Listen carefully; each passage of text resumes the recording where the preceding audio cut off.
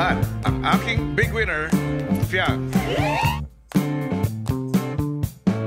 Big 4, muling nagbalik sa bahay ni Kuya kasama ang ex-housemates opisyal nang bumalik ang Big 4 sa bahay ni Kuya kasama ang ilan sa kanilang mga dating housemates para sa isang espesyal na episode na punong-puno ng nostalgia at bagong kaganapan. Sina Fiang, Rain, Kai at Colette, ang mga pinalad na nakapasok sa huling yugto ng season, ay muling nagtipon-tipon sa sikat na reality show house upang magbahagi ng kanilang karanasan at makipagkwentuhan kay Robby Domingo, ang host ng programa. Katulad ko dun, hindi mo pwedeng i-judge yung mama mo na dahil lang sa nangyari.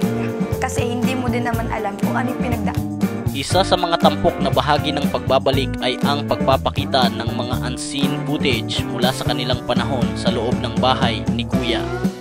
Ang mga eksenang ito ay nagbigay daan sa mas malalim na pag-unawa sa kanilang naging journey bilang housemates na ikinatuwa ng mga tagahanga. Ayon sa Big 4, miss na miss nila ang kanilang mga alaala sa bahay ni Kuya at ipinahayag nila ang kanilang kagustuhang muling maranasan ang natatanging karanasan na dulot ng pananatili doon. Samantala, naging usap-usapan din online ang espesyal na pagbabalik na ito na nagpasiklab sa mga trending hashtags tulad ng Big 4 Returns at PBB Unseen Moments. Ang mga fans ay nagpakita ng kanilang suporta at pagmamahal sa kanilang paboritong housemates habang inaabangan ang mga susunod na kaganapan sa programa.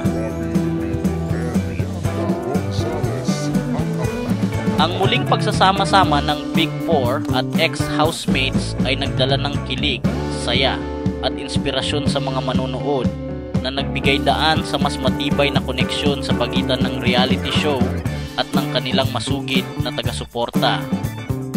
Patuloy ang pag-aabang ng marami sa kung ano pang mga sorpresa ang naghihintay sa bahay ni Kuya